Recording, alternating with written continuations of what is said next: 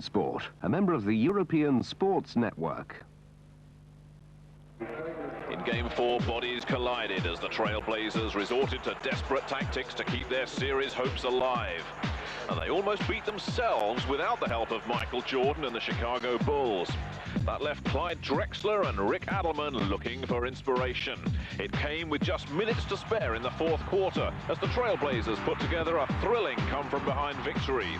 So we're all square at 2 games each. Can the Blazers keep their momentum, or will the Bulls bounce back? Game 5 coming next here on Screen Sport.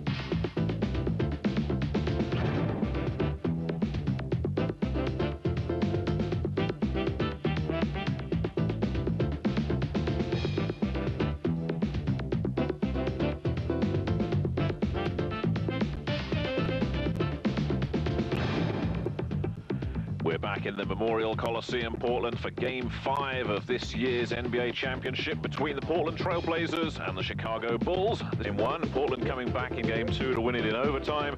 Then Chicago really putting a defensive stranglehold on Game 3. And they tried to do the same just 2 nights ago, but Portland eventually came from behind to win that one by 5 points. And if you missed that one, you missed a good game. Let's just take a look at the highlights from that game.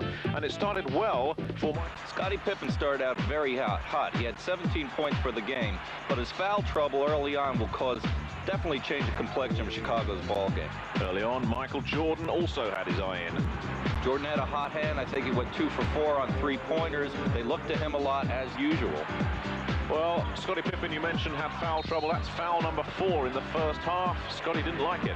Now, when Scottie goes out that early with foul trouble, it puts more pressure on Michael, and that pressure told the tale late on in the game. Now, basketball is a team game, and the Blazers demonstrate that perfectly here. They finally got it together. The Blazers had 4 guys in double figures, and that means a good team effort, and that's going to win ball games for you. Smooth at one end of the court, but pretty rough at the other. Jerome Kersey with a flagrant foul here. The result was the exact opposite. This seemed to fire him up. He got a wake-up call. He ended up with 21 points. He really came alive this game. And he scores the basket here, fed by Danny Ainge. Danny Ainge, always a spark plug. And the Blazers really firing here in the fourth quarter. Now then, Michael Jordan's got the ball here. Well, he hasn't. Drexler's nicked it off him. Drexler's been watching Michael with that move throughout the series. He finally figured it out, stole the ball, came underneath and put it in for 2. And that seemed to spook Michael Jordan a little bit. Here he is, an easy 2 points coming up. Well, Jordan was played 44 minutes this game. He was really weary in the fourth. He was held to only 4 points. He just ran out of steam, plain and simple. And with their fans right behind them, the Blazers were turning it on at both ends of the court. Another steal coming up. Blazers were definitely hot. Bulls turned it over 5 times in the fourth. Blazers didn't turn over at all in the fourth, and that actually was the margin between winning and losing. And just wrapping it up at the end, Terry Porter. Terry Porter hot, 14 points. He's come alive too. I think we can see a heck of a contest.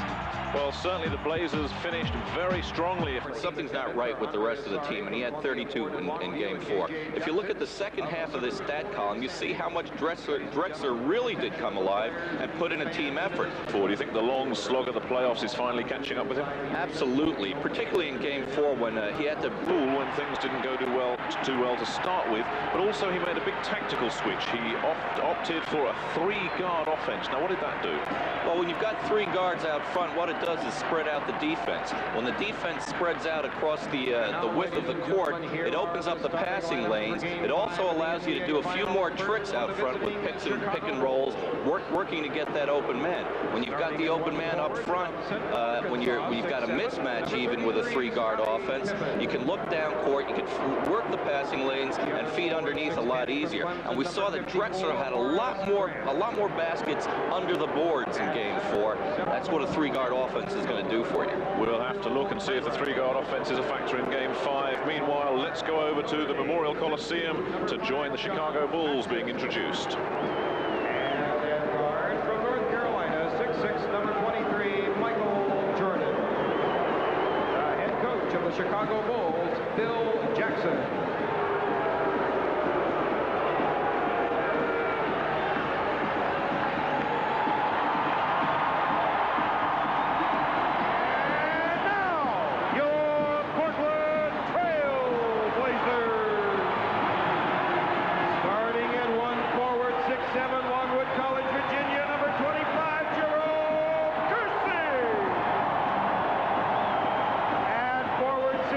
University of Maryland, number 52, Bob. Look at the starting lineup. First for the Bulls, John Paxson and Michael Jordan in the backcourt. Up front, Horace Grant and Scottie Pippen. The center, Bill Cartwright. The coach of the Bulls, Phil Jackson. He played 13 years in the NBA, 11 with the New York Knicks, and this is his third year as head coach of the Bulls. For the hometown Trailblazers, Terry Porter and Clyde Drexler. Open at the guard, Buck Williams and Jerome Kersey, the starting forwards. And the center is Kevin Duckworth. The Blazers, coached by Rick Adelman, and originally Made themselves into a hole, but they have always played the best when they're back to distance. He's had an effect on a lot of people. Yes. I wonder, has it made Ahmad any bigger or any stronger? The officials, Jess Kersey, Jake O'Donnell, and Hugh Hollins. Need to mention that this officiating crew, two of these three officials, Jake O'Donnell and Hugh Hollins, were the officials on Game 1 when Duckworth and Buck Williams played very few minutes due to foul problems, and they mentioned it after the game that they had a concern about the foul. Terry Porter controls the opening tip.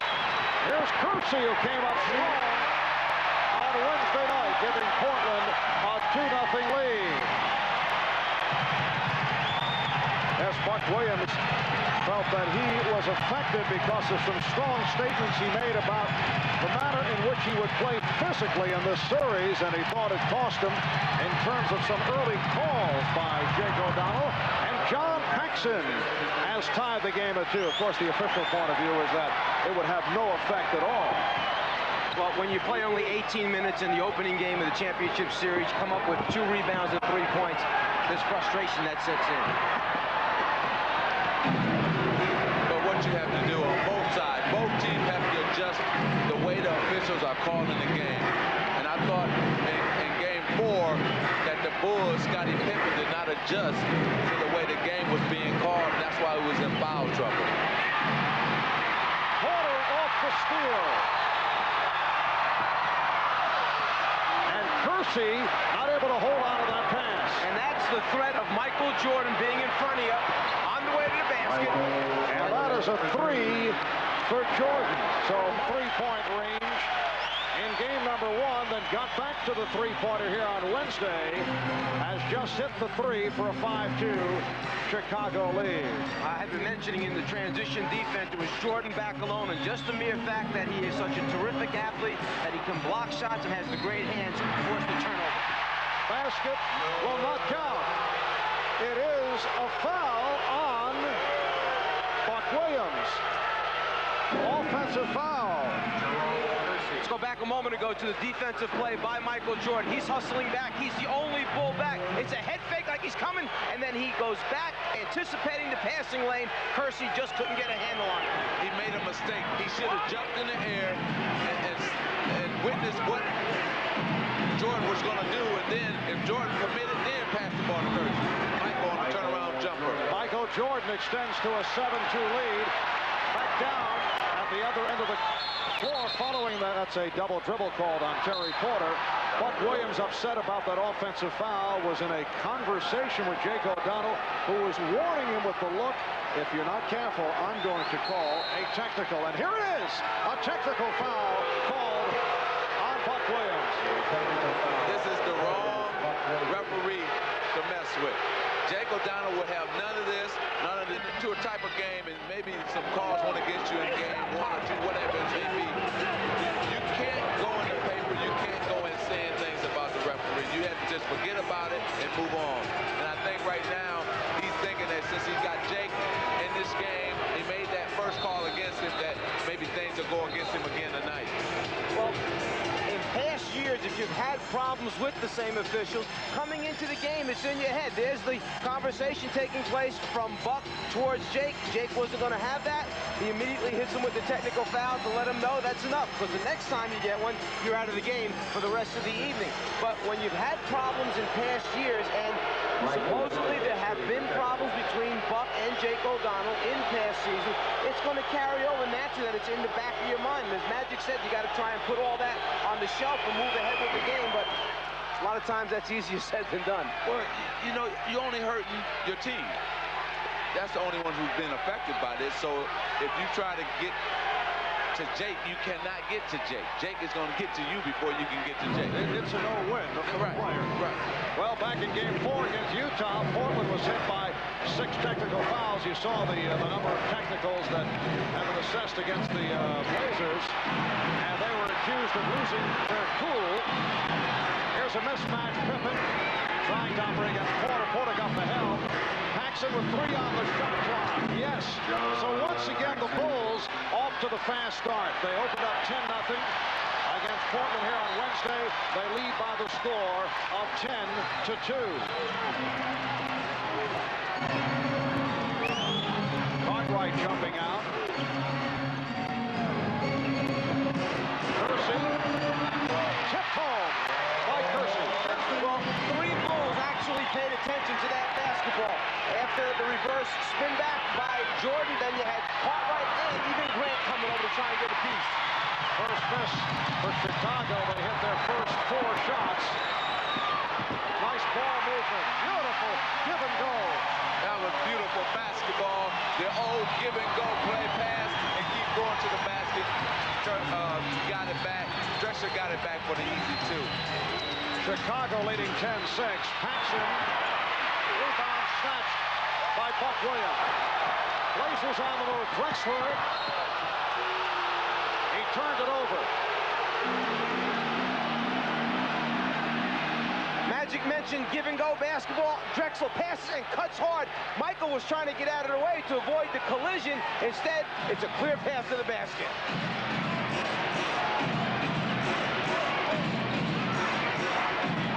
Jordan off the pick. Grant tried to field it and kept alive by Pippen. They double up on Pippen.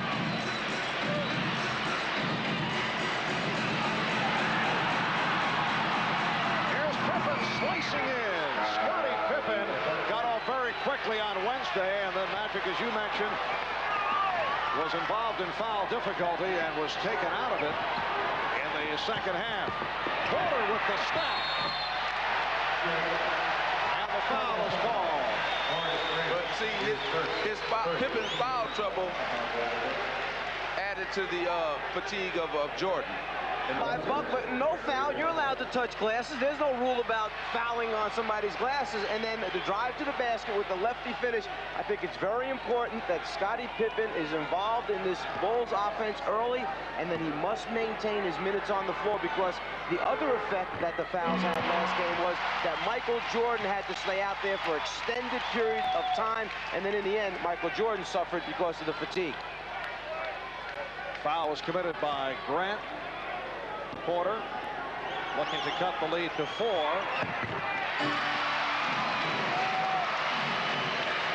Game 5 of the best of 7. The series tied at 2. Game 6 in Chicago on Sunday night. If there's a Game 7, it will take place in Chicago next Wednesday, June 17th.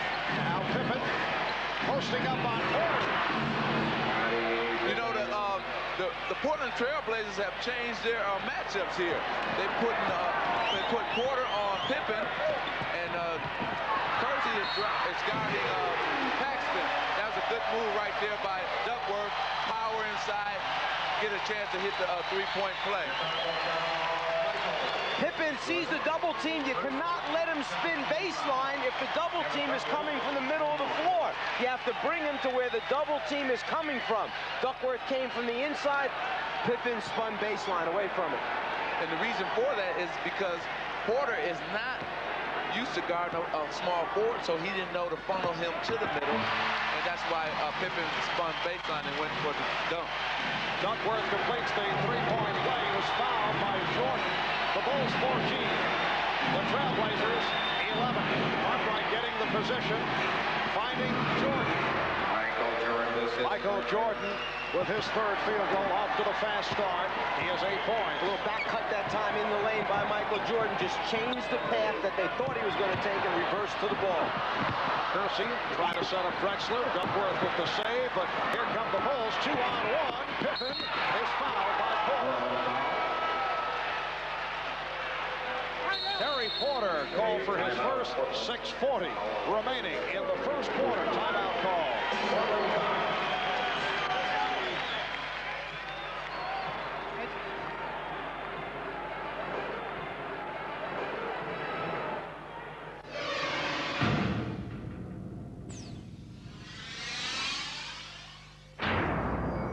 This is nothing new. He's made good starts in previous games and faded horribly.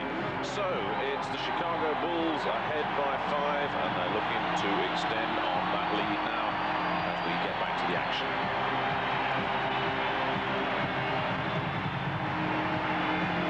After sleeping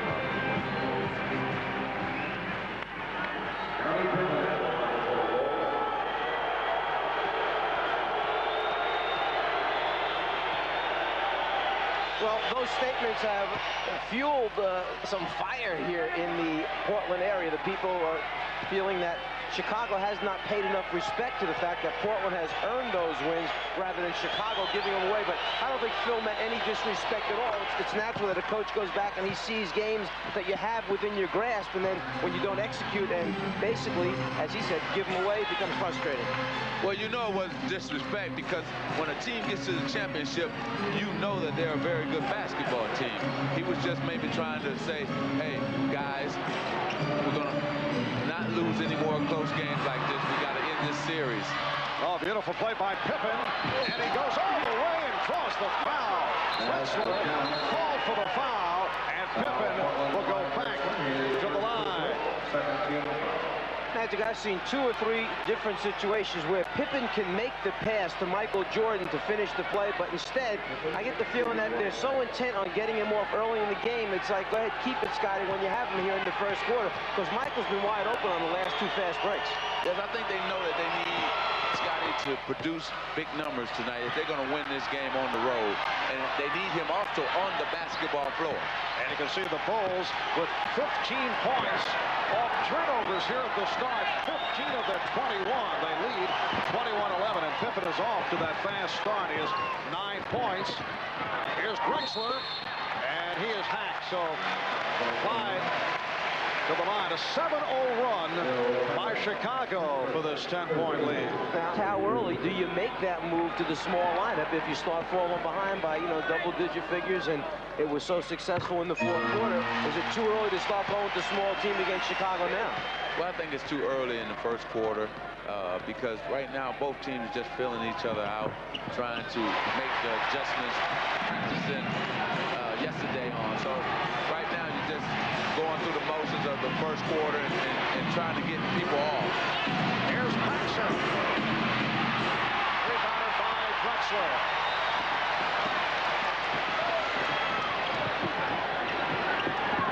Buck Williams got the step. Kept home by Drexler.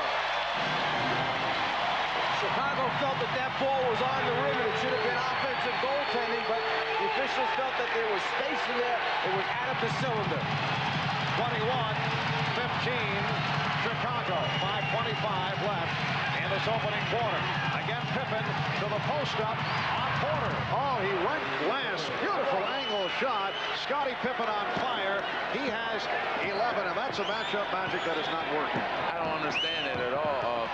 When you got a small forward and Jerome Kersey, who has been doing a fairly good job on Scottie, why wouldn't you stay with that matchup?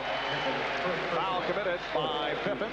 The offensive goaltend that Chicago wanted, if the ball is in the cylinder or on the rim, you cannot definitely an offensive goaltend. Chicago was right. That's a three-point attempt. Duckworth gets to it. Had it knocked away. Another Blazer turnover. Drexler now 2 of 15 from downtown in this series. Jordan with the head fake, and Kersey protected the baseline. Here's Jordan. Kersey played him well. Kersey ripping by Pippen.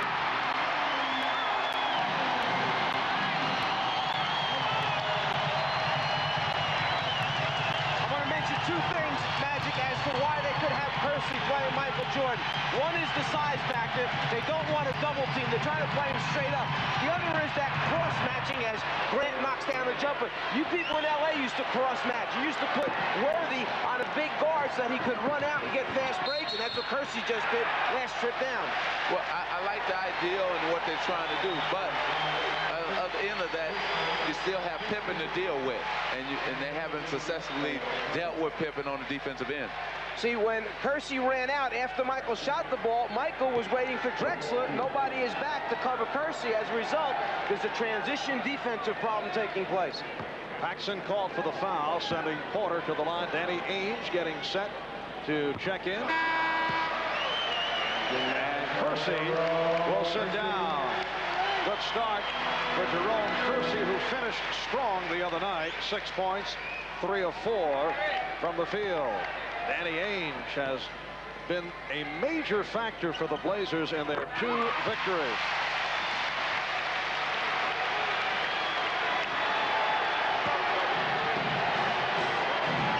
Bulls lead by 7. Just under 4 minutes to go in the first. Now Ainge guarding Pippen. Duckworth over to help. Shot clock at 5. Jordan will go to the foul line. Foul committed by Clyde Drexler. That is his second. When you swing it, you're going to catch teams in rotations. When you're rotating on defense, it's hard to have a good base to move your feet. Jordan, putting it on the floor, takes advantage of that. What Clyde has to do is when the ball goes away and swings away from Michael Jordan, he has to then get into the passing lane when it's coming back to him. Make Michael work for the basketball and try to deny him. That time, Michael caught it easily. Clyde was in the lane. He tried to run out at Michael, and you know Michael's first step just blew right past him. 10 points for Jordan. Bulls lead 27-18. Nice entry pass for Drexler. Well, the assist for Porter. Bulls lead by 7. Battle between Grant and Williams down low. Jordan setting up Cartwright. Yes, Bill Cartwright with his first field goal. Chicago Bulls talking about the fact that when Cliff Robinson does come on and gets matched with Cartwright, as was the case the other night, they must look for Cartwright more frequently. Here's Ainge. And kicked out by Duckworth. Well, each team will try to find the advantage in that matchup. For Chicago, they'll try and pound it down low inside when Robinson comes on the floor and matches up. On the other end, the Blazers will try and take... In this first quarter, it's been a hot shooting first quarter for the Bulls. They lead 35-24. Chicago has hit 13 of 19 from the field. Make it 14 of 20. Jordan 4 for 7. He has 12. And the Bulls with a 37-24 advantage. But usually when the Bulls score this amount of points, 37, that means that their defense is being aggressive and they score off of that. Danny Ainge just hit the 3-point play, but their defense is good and they're scoring off their defense. Jordan with a series of head fakes sets up Armstrong. Yes, Bulls lead 39-26. Down to 20 seconds remaining in the quarter. And Portland will just run this one down now and wind up taking the last shot of the quarter. Well, Clyde Drexler had other thoughts. That's not a smart play. Rick Adelman had given the signal. He wanted the last shot. Clyde felt he had a better idea in mind. Took the shot. An ill-advised one, in my opinion. And here's Armstrong. Robinson with the steal, and that's the end of the first quarter. The Bull Pippen with 13. They combined for 25 of the 39. A fast start by Chicago in Game 5 of this best of 7. At the end of 1, Chicago with the lead.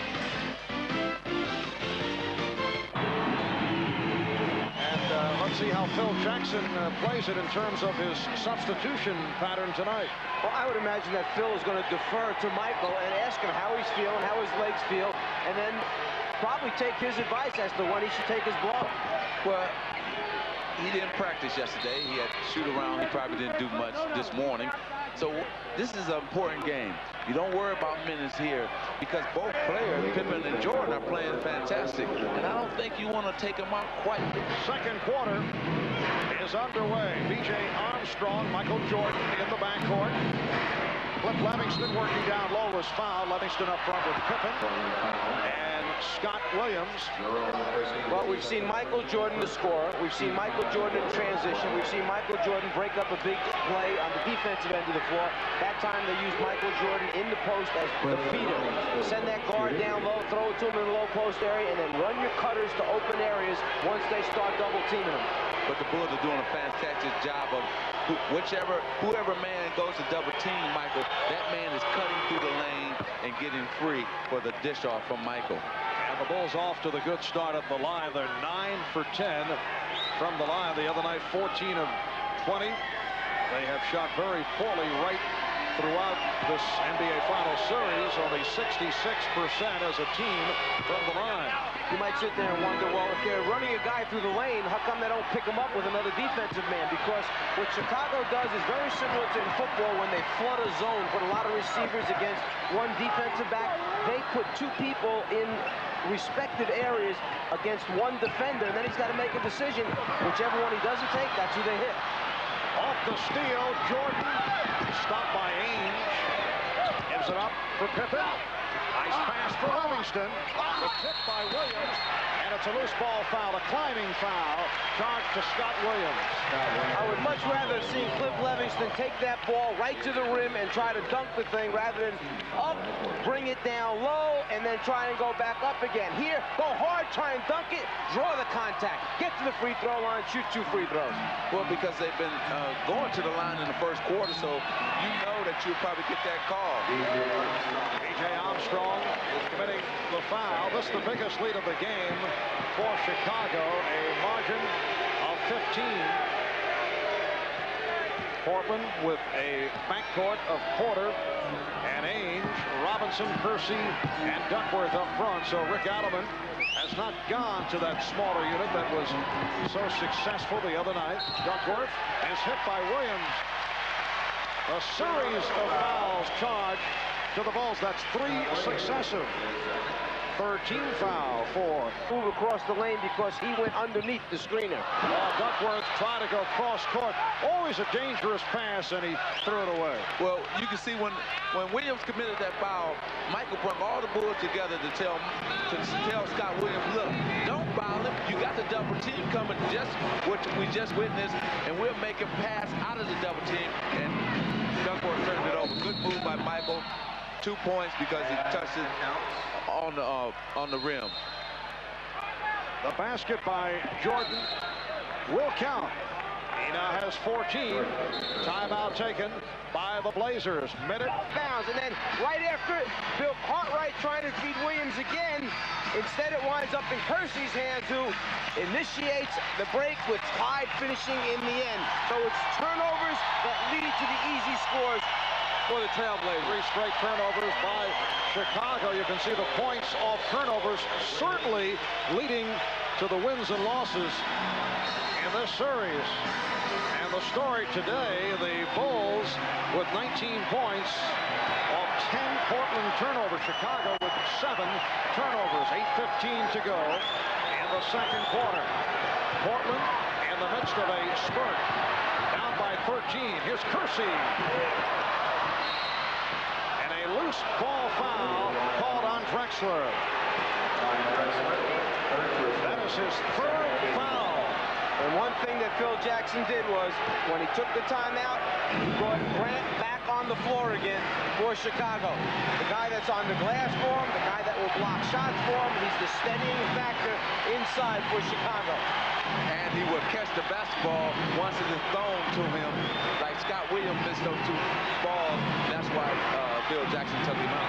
And a decision for Rick Adelman. Do you stay with Clyde Drexler playing with the 3?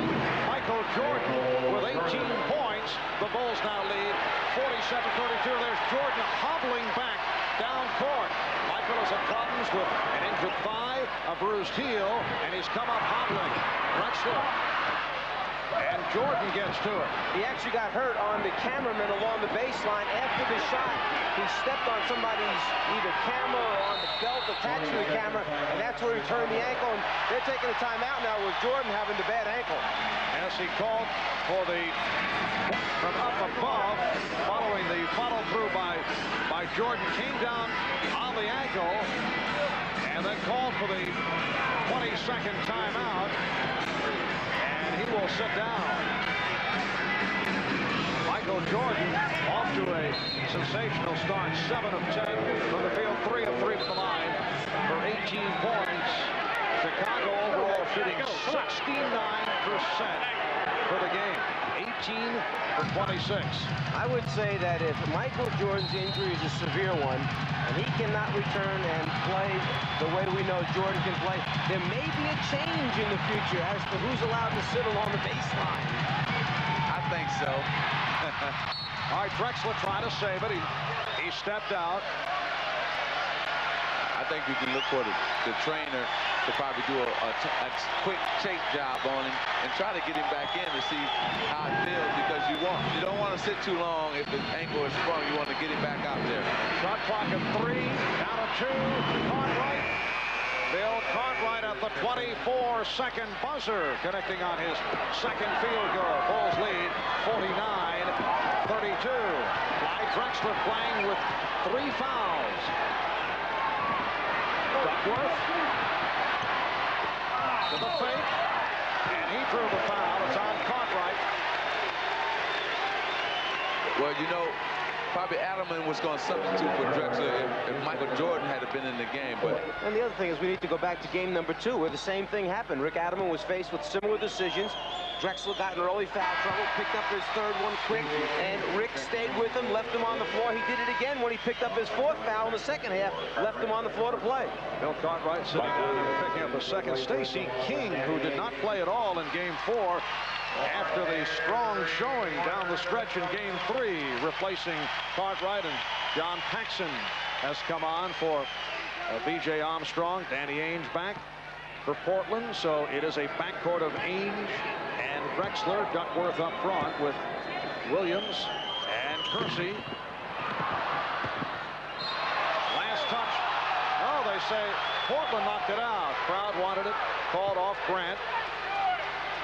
Bulls lead 49-33. So the Blazers are shooting 50%, and they trail by 16 points. Well, if you go back to game 1, they were shooting 60% and were down 15 because of Michael Jordan in the first half of game 1 with 35 points. Flip Livingston, the quick leaper, getting to the boards, providing a spark, giving the Bulls an 18-point lead. And apparently Michael Jordan is okay. He's getting set to make his return. He's over at the scorer's table. Duckworth with the fake.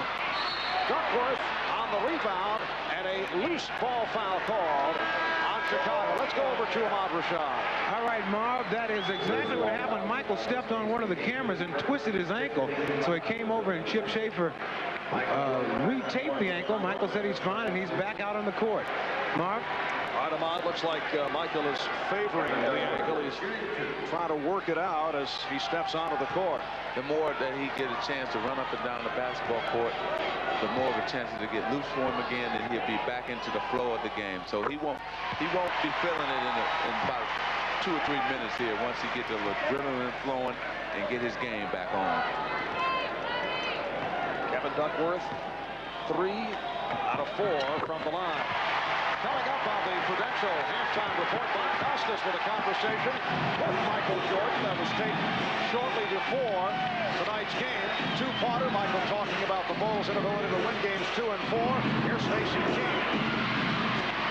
Michael will also cover his views of Clyde Drexler and his reflections on what has been at times a very difficult season. It's all coming up with Bob and Michael on the Prudential halftime report. Foul called on King. His way, he should have just got in front of him and made Clyde go around him. Oh, this is very special. The Magic man giving up some of the secrets that he has never divulged before. Some of the sneaky secrets.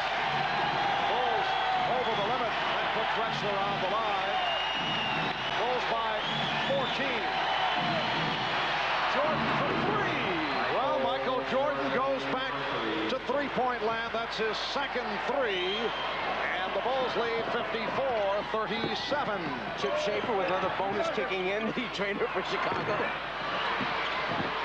And Pippen had it knocked away last touch by Drexler. Now, Michael Jordan in this series 10 for 23 from downtown. And if he's still favoring the anchor, we may see him shoot the 3 more frequently. Well, I think what the 3 allows him to do is that when whoever's playing him, Drexler comes out at him, then he can fake and go around him. So if he got his outside jumper going, it makes his drive game that much more explosive. Now goes to the drive and the pull-up. Look out. Again, Michael Jordan going down.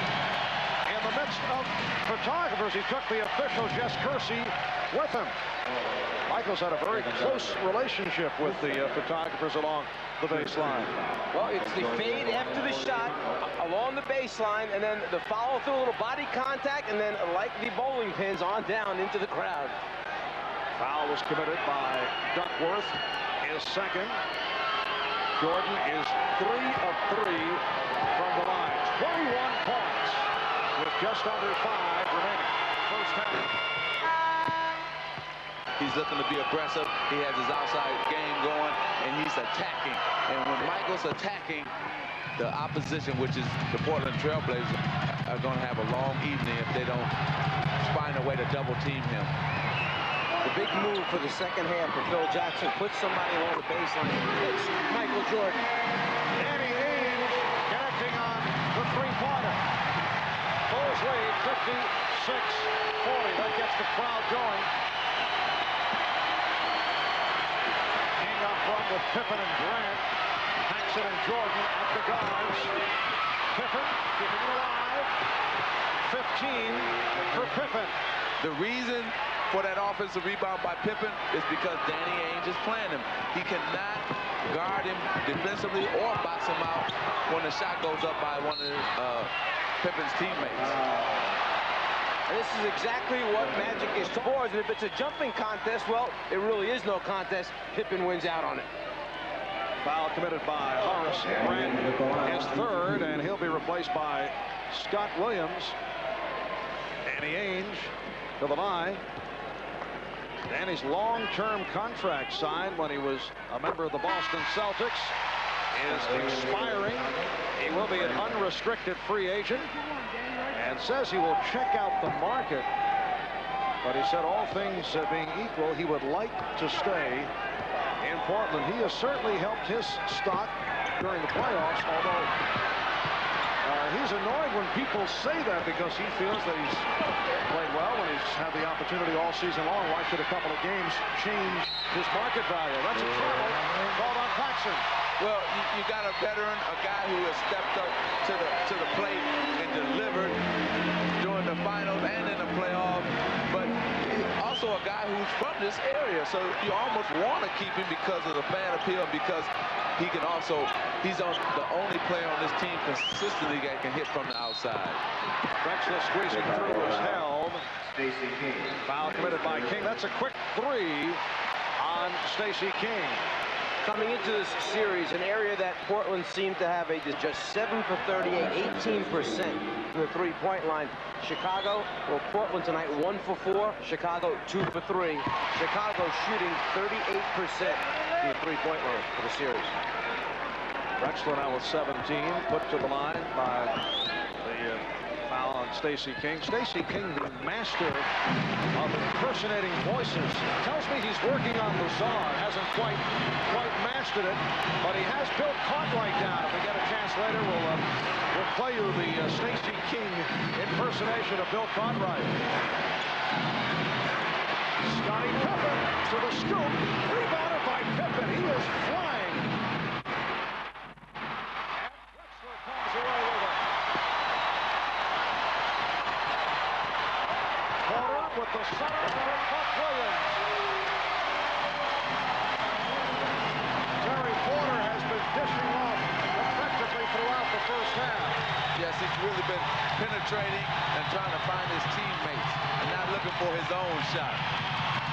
King getting inside, a strong move, although the Blazers thought that he traveled. The Bulls lead by 15, just under 3 minutes remaining in this first half. Here's Porter, rebounded by Williams.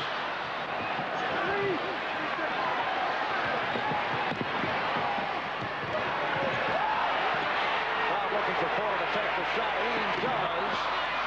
Drexler. Again, Clyde Drexler will go to the foul line. Timeout taken with 2:34 remaining in the first half.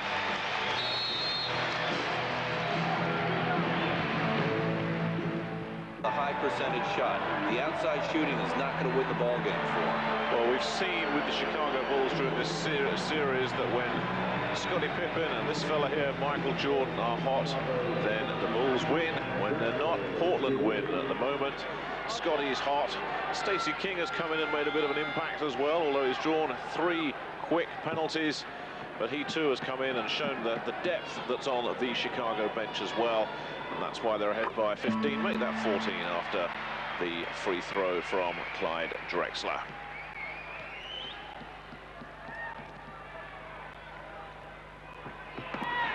And has distributed a flyer that we'll get back to in a moment, advertising a special Stacey King basketball camp. Chicago by 13. 2:20 remaining. First half. And the foul on Drexler, and that is number 4 on Clyde Drexler. So Rick Adelman took the gamble, got away with it for a spell, but now Drexler has collected his 4th. Well, it's one of those things, you develop a certain confidence in your players, understanding whether they have the ability to... Should have had Porter playing Michael and then had him on Paxson where we didn't have to really defend a guy going to the hoop. And remember, as Percy gets down,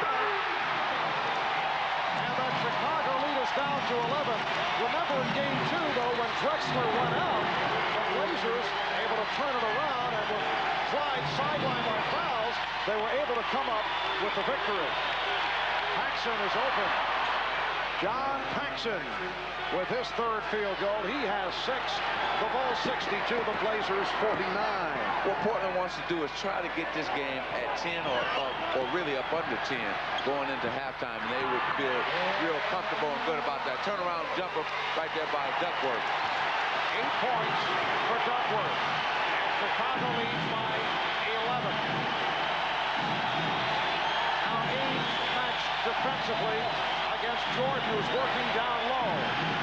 Portland in the midst of a 15-6 run. And a foul is called on the Blazers.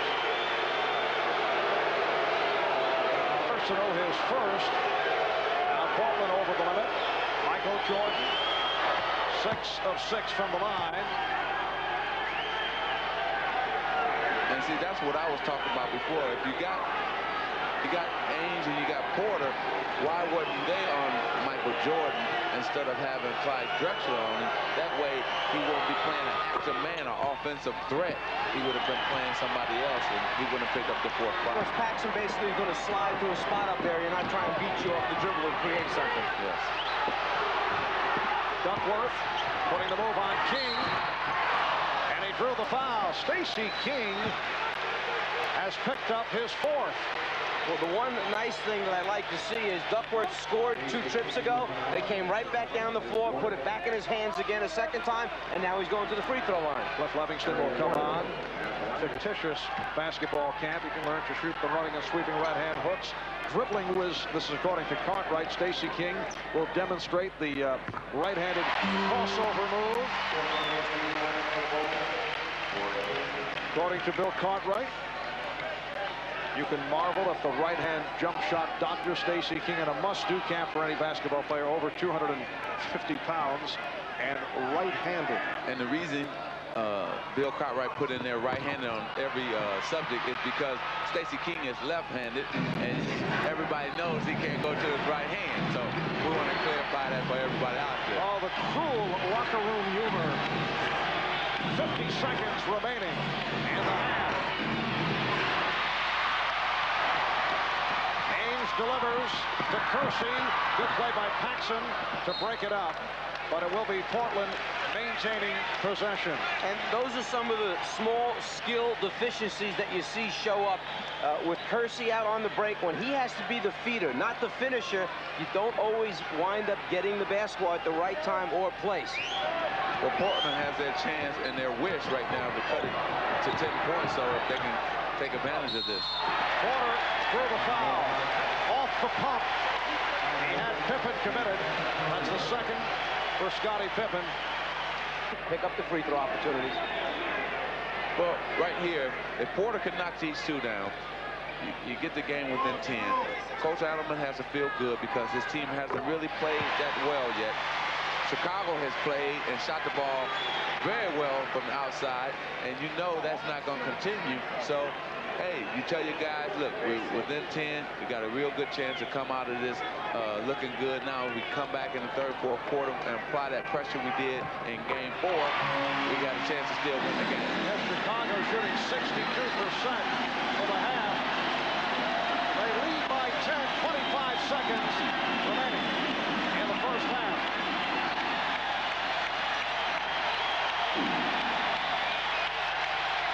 Strong defensive sequence being shown by the Blazers. Shot clock at 4, and a reaching foul is called.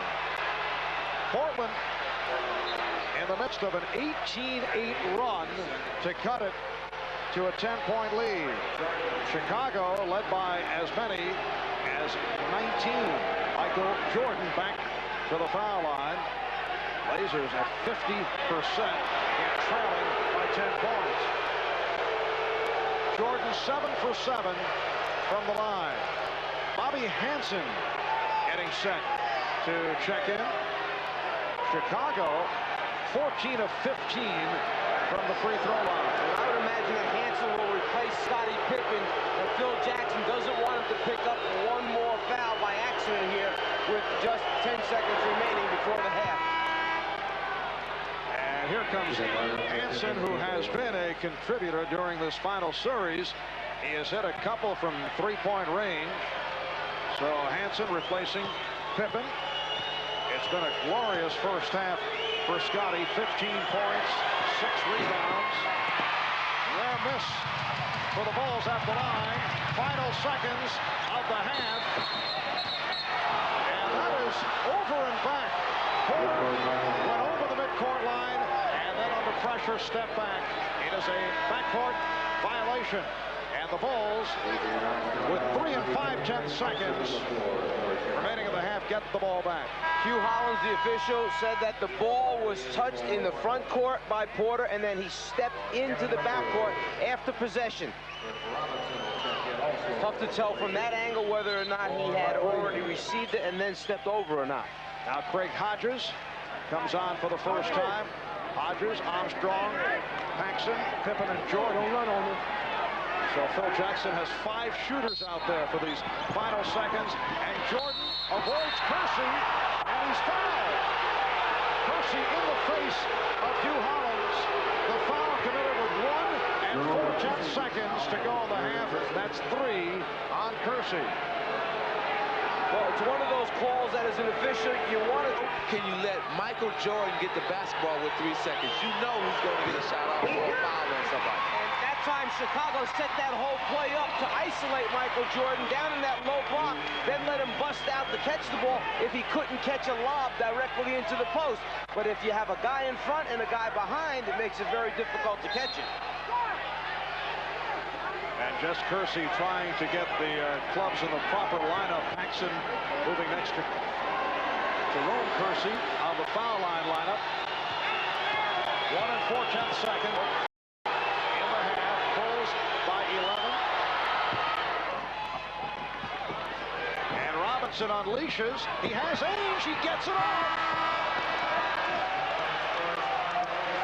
So that is the end of the first half here in Portland. Michael Jordan, although limping off, had a sensational first half. 27 points for Jordan. Remember, he set the NBA Finals record in Game 1 with 35. And Scottie Pippen, as you saw, also came up big with 15. Chicago by 12. When we come back, Bob will be talking. Switch off to Jordan, who opens up by hitting the jumper. Well, see, he started on Jordan. I don't understand this, because if he don't pressure him and if he play back off of him, he's going to score. And if you play up on him, he's going to make him try to foul him. So that causes 5 fouls. So I don't understand the matchup, because he cannot guard him aggressively enough to help the Portland Trail Blazers. Jordan called for the foul. That is his second of the Adamant opening with Duckworth, Williams, Kersey up front, Drexler, Porter, and the guards. Here's Kersey, and it's rebounded by Pippen. Pippen, Grant, and Cartwright on the front line. Jordan and Paxson in the backcourt, and the Bulls hit their first 2 shots, both from the right-hand corner. If the fans could witness when they go down into Duckworth, the difference between the Bulls and the Portland Trail Blazers is everybody's cutting when their man is being double-teamed. But when Duckworth is being double-teamed, they have no cutters, no ball cutters, and that's why he's having a struggle out of the double-team. Here's a breakaway for Pippen and slam dunks. And that breakaway set up by the block shot of Horace Grant, who has been all over the boards. A 6-0 startable time of it. They're down here 6-0 as we open up the third. We talked to Rick Allen about that after practice the other day. He said, well, I'd rather think about the fourth quarters, games 2 and 4, where we played pretty well.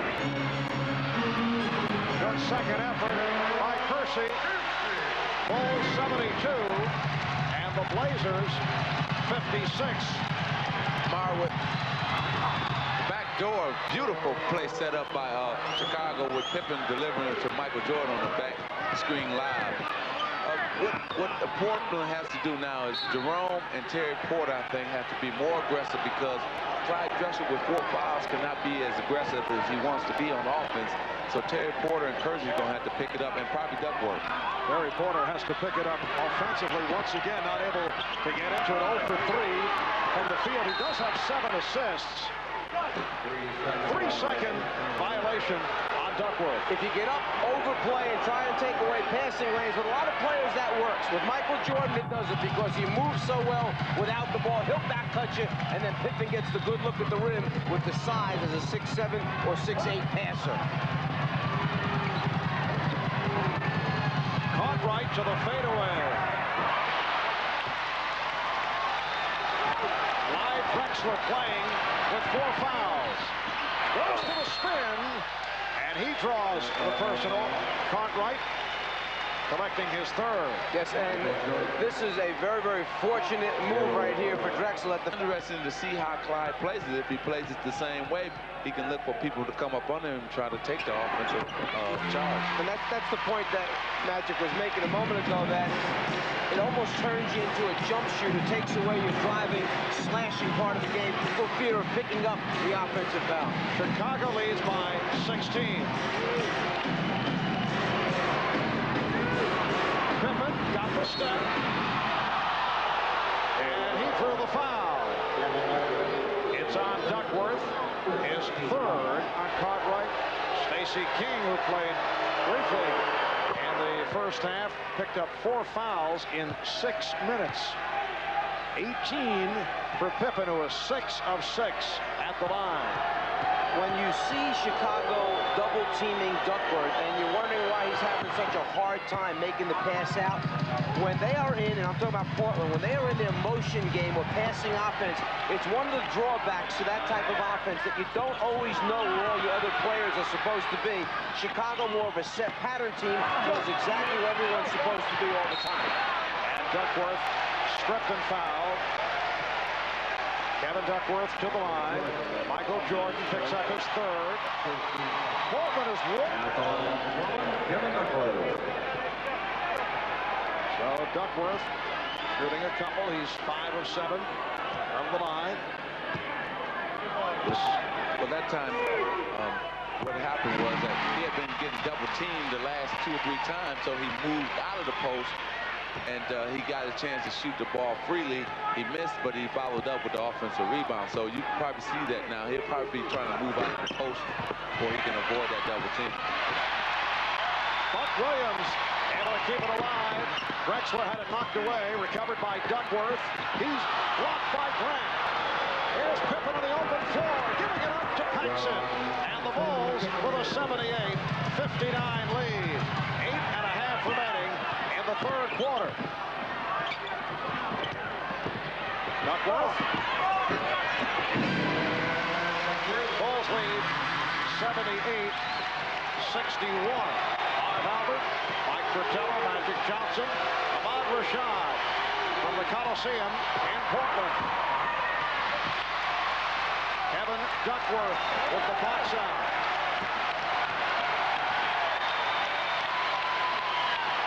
Buck Williams played by Michael Jordan. Able to spin in. That was not the shot he had in mind.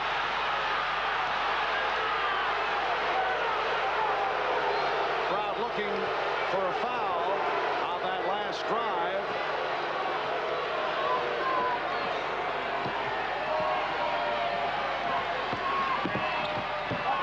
Shot clock at 5. And that's a travel call on Jordan. Well, that last time down, that was a great no call because Buck had spun and got himself out of control. So it was no foul there. Michael had played him straight up. And then coming back down, Michael was really anxious to take Clyde off the dribble, but traveled first. And Pippen is called for his third. And for the Bulls, their 4th team foul. And concentrate on the game at hand here, at the task at hand. Cartwright. Call for the push. That's 4 on Cartwright, and it puts the Bulls over the limit. Now, that could be a major factor, Portland, with only 1 team foul. Well, it's one of the toughest calls to me is post defense versus a big guy that's trying to back his way in, trying to hold you off with his free arm, and then you're kind of caught behind and you're trying to make a decision of how to come around. It's a very difficult call, and that's where the judgment and experience of the officials comes into play in that low post area. So difficult. Duckworth, a 69% free throw shooter. The Bulls take a timeout with 7 minutes. Some work the ball down low to big guys like Duckworth. Go for the high percentage shot and see if he can catch up.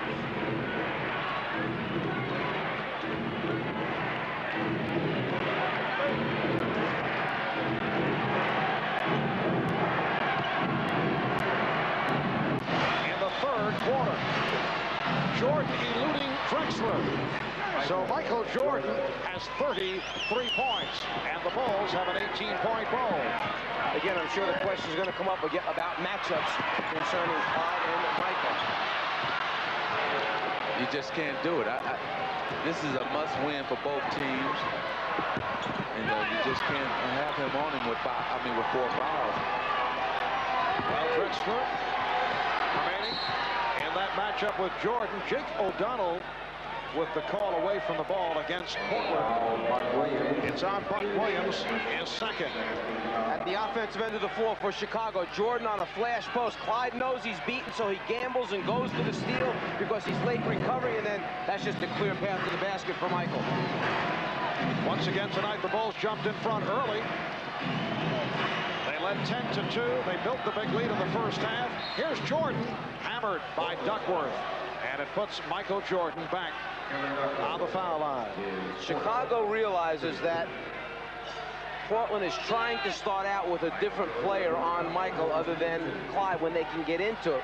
So Portland switches that all the time. But when the switch takes place, either Clyde lines up back on him or Michael's wide open to then take somebody else off the dribble when eventually somebody must come out and play him.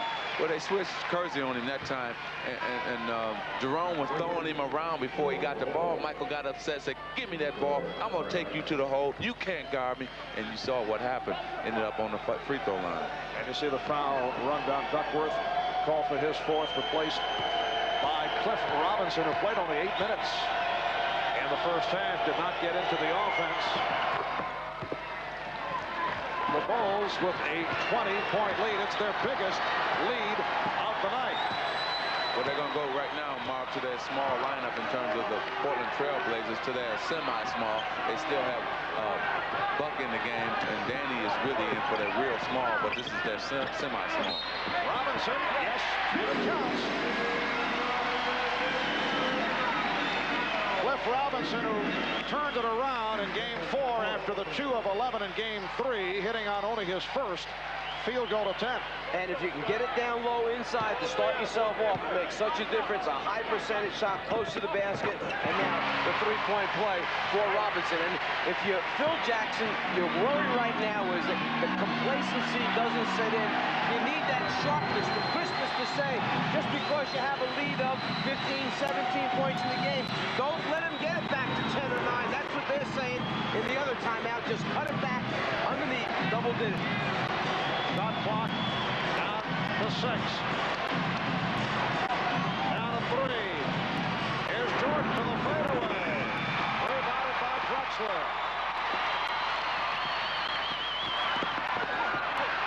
Robinson. Double team, got it back out. Here's Porter. Drexler! Oh, what a slam by Clyde Drexler!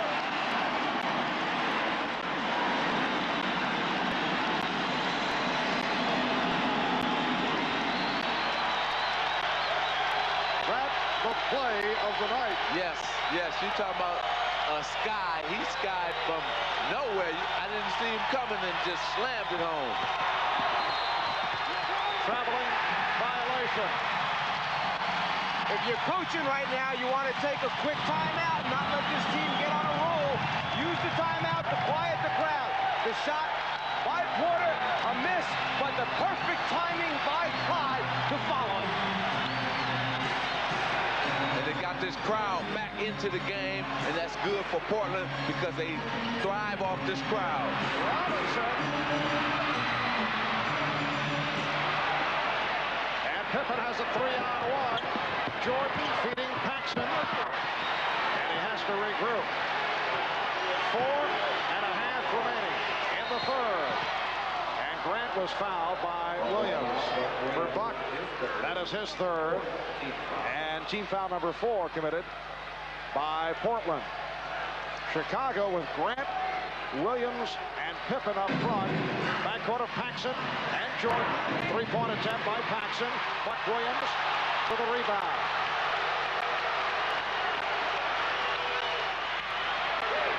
Robinson with the pick for Porter. Rebounded by Williams. Porter, that's 2-point land.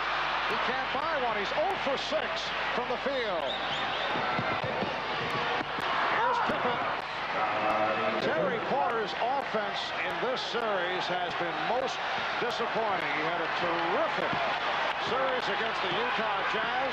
Did not have a good shooting regular season. Picked it up in the playoffs, but has not done it offensively against the Bulls.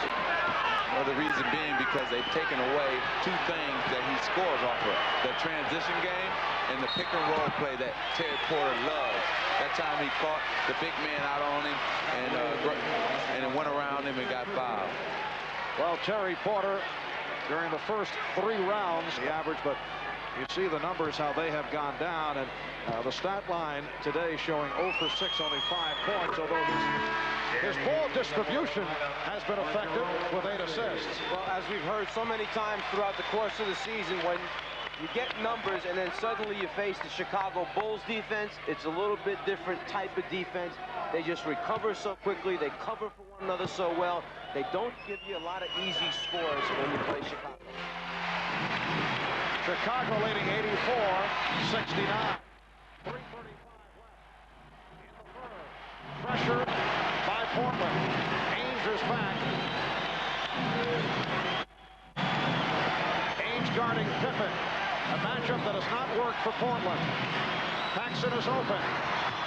John Paxson with 12 points. And the Bulls lead 86-69. I don't want to keep harping on this, but when the Bulls get double teamed, they always find the open man. When Portland gets double teamed, they cannot find the open man. They get a turnover or a bad pass. Crowd reacts with Michael Jordan called for his 4th foul. And that will send Clyde Drexler to the line. Phil Jackson and Michael Jordan had to do with whether Michael feels he can stay out of foul trouble, not pick up number 5. You know, it's so nice. You have the luxury of saying, okay, hold on, Scottie Pippen, you go over and play Drexler, and we'll take Michael and put him on Ainge or something like that. Here's Jordan. Nice backdoor setup from Scott Williams. But every time they run that same play, you get caught watching the ball, Michael backs door. And see, Horace Grant was the key to that. He made the excellent bounce pass. Robinson. He'll go back to the line. Horace Grant is 4th personal. Pressure, flash post, backdoor. Jordan with the elevation on the jumper gets a great look at the rim. Well, what makes their offense so dangerous is the fact that, and that's being Chicago, every big man on Chicago team can pass the ball. You can't run that offense unless your big man can pass the ball. And whether it's Williams, whether it's Cartwright, whether it's Grant, they can all pass the basketball. Cliff Robinson did not get the playing time in the first half, so the numbers on the low side. Coming on here in the third, all 5 points in the third. Bulls lead 88-72.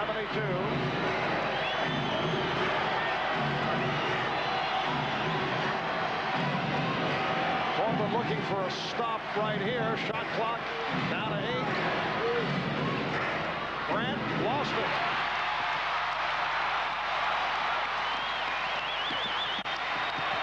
Porter on the penetration, called for the charge. That is his second. The difference between the Lakers, the Suns, and the Utah, they went to a half-court trap. That way, Clyde can still be aggressive and save himself and not really be trying to guard Michael. He can be guarding an area when you're trapping and zone trapping at half-court. Livingston is back, replacing Grant, who a moment ago picked up his 4th. Here's Jordan. Michael Jordan with 39 points. He's hit 13 of 20. Chicago's had the hot hand right throughout. They shot 62% from the field in the first half. Meanwhile, here in the third, Portland only 4 of 17.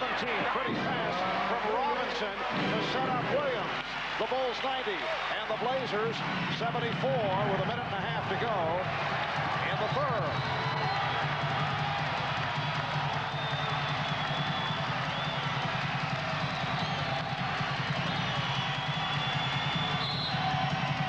And a hold called on Robinson. So Portland now over the foul limit. Cliff Robinson called for his second. Talk about using it to try and help change the tempo or get Chicago out of running that half-court offense because they execute so well. What it does is it tends to turn most teams into jump shooting teams where they spread the floor, pass it around a few times, and wind up with a corner jump shot. Then if they're not making their shots, it gives you a chance to run out and get some quick scores back. Exactly. You have to now go to something else. Michael understands that Clyde's had 4 fouls, and he's taking it right at him. And Michael Jordan will sit down. Bobby Hansen checking in. Jordan also with the 4 fouls. We're coming up on 1 minute to go. In the third, the Bulls 92, the Blazers 74. Chicago has led right throughout. Robinson changed his mind. Nice feed. And Terry Porter converts his first field goal. 16-point Chicago lead. Hansen, met by Ainge.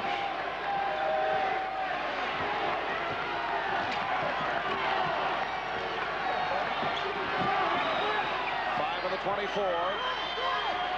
Out of three. Pippen for three. Blazers wanted a break, they could not, and then Pippen got a piece of it. You think you're going to get a fast break against Chicago. Then when you take one in practice, and once you get repetition over and over again, then your mechanics work. You don't have to think about whether you did one thing or another, and so you have to do it in practice. Crowd wanted a backcourt violation on Hansen when he received that ball. Winding down in the third. Shot clock at 5. Pippen forced it. Air ball handled by Williams. A bad pass, though. Bad pass by Buck Williams. And it's tipped home by Livingston.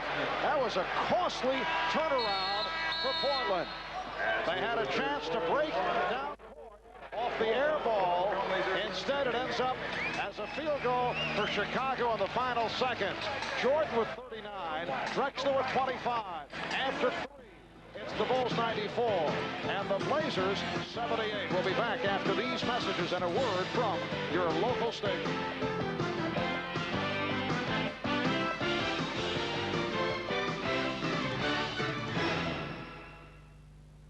That's usually where the Bulls take off, but the Blazers cut the lead.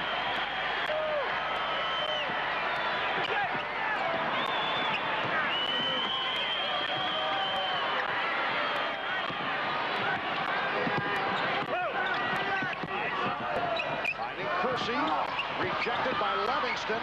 Kersey again, won't count, an offensive foul. And that is number 4 on Jerome Kersey. The foul was called because on the second shot attempt, the first one blocked by Livingston, Kersey just takes the shoulder basically and jumps into the defensive player who has established his position. Now pressure by Portland. A.J. Armstrong is back. He and Michael Jordan in the backcourt. Up front, Scott Williams, Cliff Livingston, Scottie Pippen. So a small front line for the Bulls.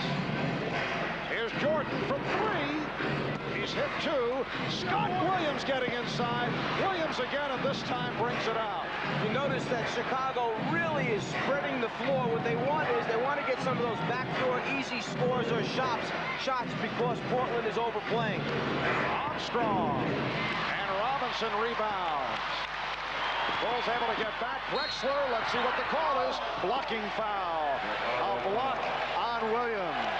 Now, as we can see, Portland has that small unit in that was so effective in the fourth and tried to drive it to the basket.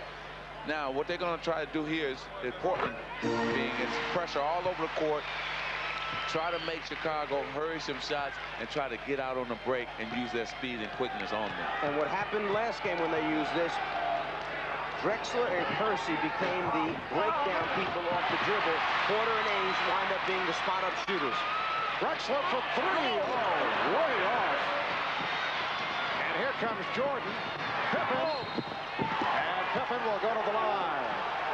Pippen fouled, a hard foul by the Trailblazers. Terry Porter called for his 3rd. Transition game, and Clyde that time after he shot it wound up stepping up towards the ball. Therefore, not enough people in the backcourt to cover the transition game. A very good-looking stat line, 21 points, 10 rebounds, 8 assists for Pippen. You cannot shoot long jump shots on the Chicago Bulls unless you know they're going to go down in the basket, because what happens, they release on you, and that's what happened. They got caught, and they released him, and he went down and almost had a 3-point play. Bulls 95, Trailblazers 79, a minute 20 into the 4th. Robinson, good look from Ainge. The Bulls lead by 14. Ames staying with Pippen.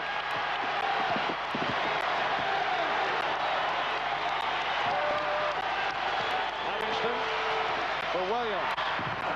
Scott Williams bounced back in a big way. He's been playing well right throughout the playoffs. Did not have a good one, though, on Wednesday. Only 1 rebound in 14 minutes. He's been averaging 8 rebounds a game in the series.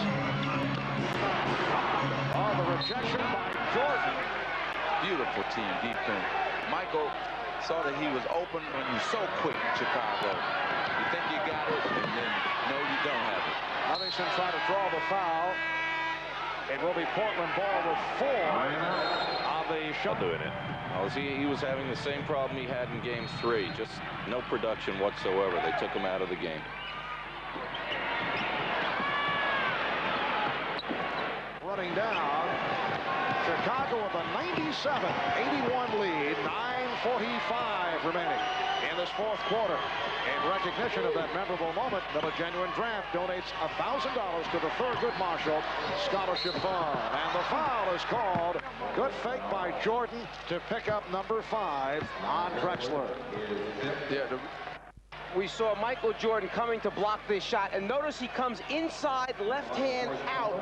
That avoids the body contact. If he would have come with the right, When he thought he had the jump shot, and that's when Michael fooled him and pulled it back.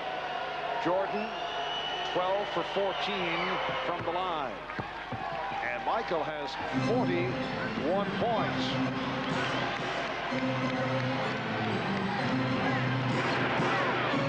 Bulls lead 99-81.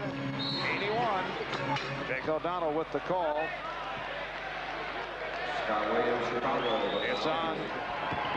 Pippen does not go for the fake. And Ames with a force, but he'll take it. That was not the shot he had in mind, but he was committed in midair, and he had to fire one up. 99-83, Chicago. 3 minutes gone by in the fourth quarter. And this call away from the ball against Cliff Robinson, who got entangled with Horace Grant. well, sometimes you make a move down the lane, and then you happen to prayer, and when it turns out like this for Danny Ainge, your prayers are answered. To recapping game 1, it was Michael Jordan with 39, the big man for Portland in the overtime session, and Portland came from behind to beat Chicago. In Portland, Horace Grant had another solid performance, and Chicago won up on Wednesday night. Portland came from behind to tie the series at 2. Solid all-around game for Drew. Bobby Hansen has come on, and he will guard Danny Ainge.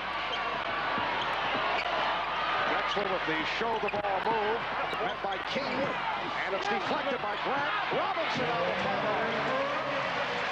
Bulls lead 99-85, 8.5 remaining in the fourth. If Portland is going to make their move, this is the time right here. You got Michael on the bench. They need to pressure, deny, get up all over the Chicago Bulls players and try to create some early offense. Hansen with the follow, a wild shot by King, but Hansen able to convert. Here's Drexler, rebounded by Grant. The Bulls with a 16-point lead. They've been able to maintain this sizable advantage.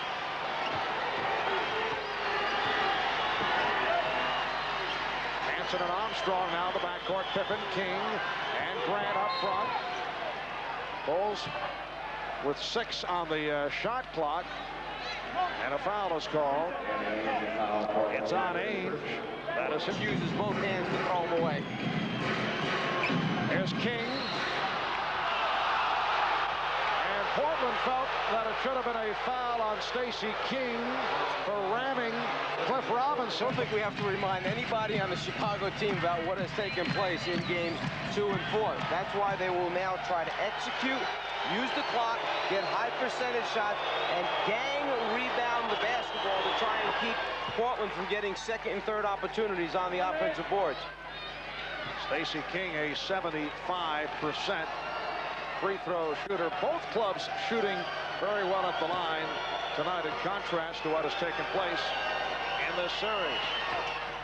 Bulls lead 103-85, 7:40 remaining fourth quarter. Marv Albert, Mike Fratello, Patrick Johnson, Bob Rashad from Portland.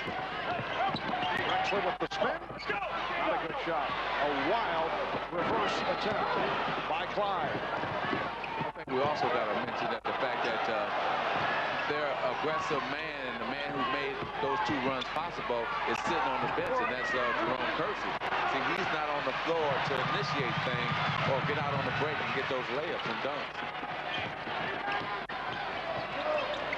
Porter, Terry Porter, with only his second field goal.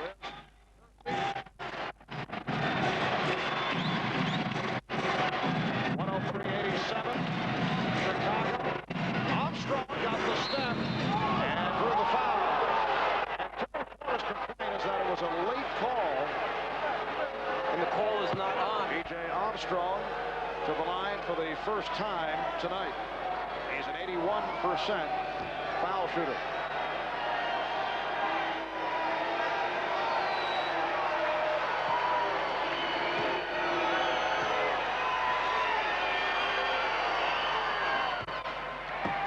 Game 6 coming up Sunday night from Chicago. That'll be 7 p.m. Eastern time here on NBC. 6 o'clock Central, and Portland and Chicago. There is a Game 7. It will be played in Chicago next Wednesday night, June the 17th. Chicago leading 105-87. The Bulls trying to take a 3-2 lead in the series. Ainge was fouled. So Ainge to the line. Was hit by Hansen. Shot had to try to make something happen with some type of pressure. You cannot allow the 24-second clock to be used up each time down with Chicago executing their offense when you're this many points down. I really can't understand why they haven't gone to either a full court or a half court, especially right now with this team on the floor that the Bulls have on the floor. You can really trap them without only 2 ball handlers and really no outside threat other than Hansen.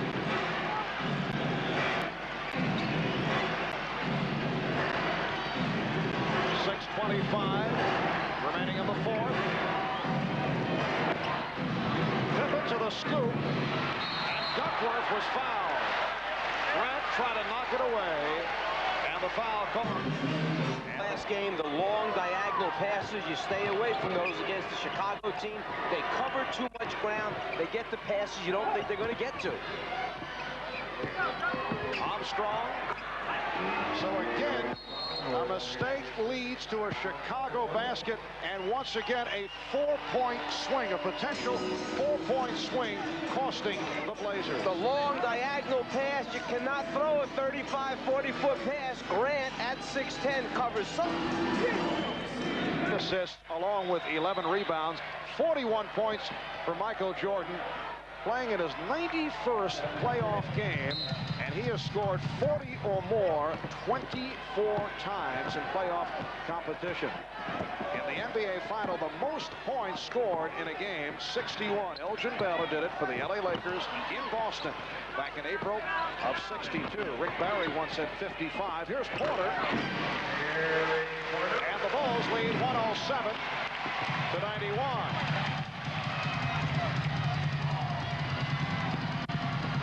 Jordan, 43 for Michael Jordan. And the Bulls lead 109-91. Well, the pressure that Portland is trying is a full court man-to-man pressure. When you face guard, they back cut you and then take advantage of the numbers. Clyde Drexler, who has had a very quiet second half, now with 28 points in all. Well, this pressure is like a run and jump type pressure. It's not really a real trapping zone trap. And so Chicago can beat this trap easy that they have on. Jordan, rebounded by Drexler. Both Drexler and Jordan playing with 5 fouls. Robinson returning to Porter. Nice play. But Michael Jordan did not want to pick up number 6. Smart play, smart move. You can see the skill level of Robinson. He's thrown 3 or 4 excellent passes. Beautiful block by Drexler. Ainge from Rebound, Drexler. The Bulls 109, Blazers 97. So Portland showing signs, and Chicago takes a timeout.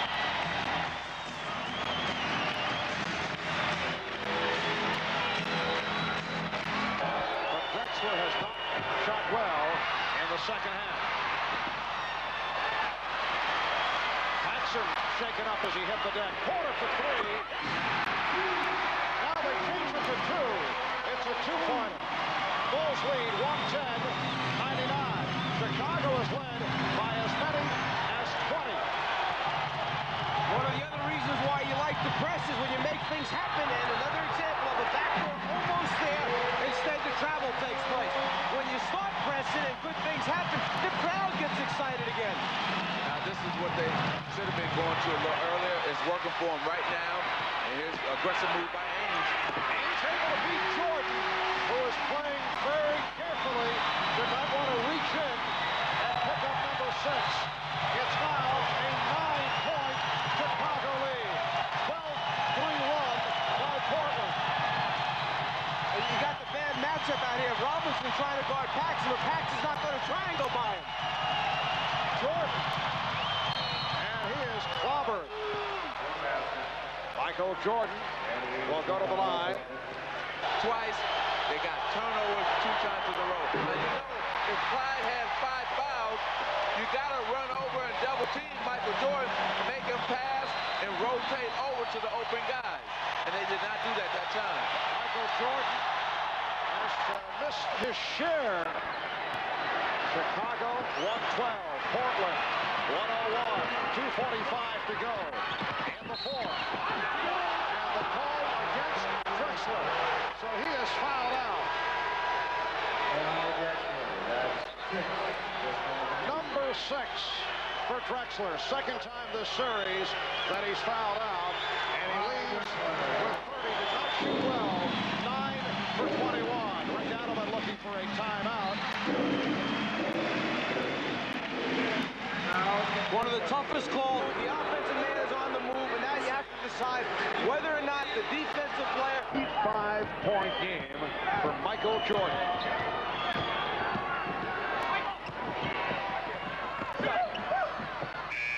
And Pippen just did get it off. Beating the 24-second buzzer. Aim. And tipped home by Kersey. 117-104. For the Portland Trailblazers, it is their final appearance here at home. And the folks here not leaving. They will pay tribute to what has been, no matter what happens in Chicago. An exciting season for the Blazers, who have made it to the championship round for the second time. So Jordan with 46. Jordan's playoff high, not in the finals, was 63. That's a lot of points there. I think the Boston Celtics and a lot of fans around the country won't forget that performance. 35 seconds to go. Chicago with a 119-104 lead. Danny Ainge, 14 for Ainge.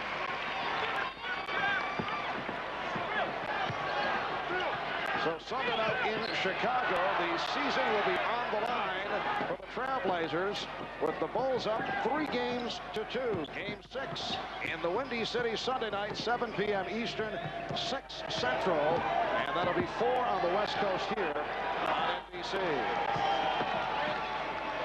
Action. Final seconds, and the Bulls got away with a 119-106 victory to go up 3-2 in this best-of-7 NBA final. Michael Jordan, 14 for 23 from the field. They never let the Blazers back into it. It's by the Blazers, but taking nothing away from the Bulls. They played very, very well. Michael Jordan with 46, but the rest of the team played right up to him as well. So, Chicago now just one more victory away from tonight at midnight. Good night. And Terry Porter controls the opening tip. Here's Kersey, who came up strong on Wednesday night, giving Portland a 2-0 lead. And Kersey not able to hold on to that pass. And that's the threat of Michael Jordan being in front of you on the way to the basket. And that is a 3 for Jordan. Kersey, tipped home by Kersey. Here's Pippen slicing in. Scottie Pippen. Now Pippen posting up on Porter.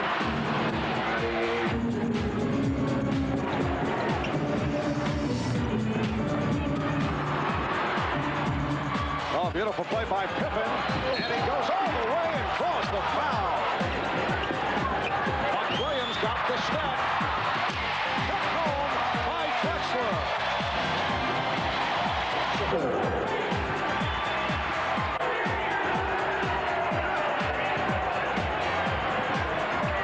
Here's Drexler. 10 points for Clyde Drexler. Crowd urging the Blazers on. The steal by Kersey. 2-on-1. Drexler.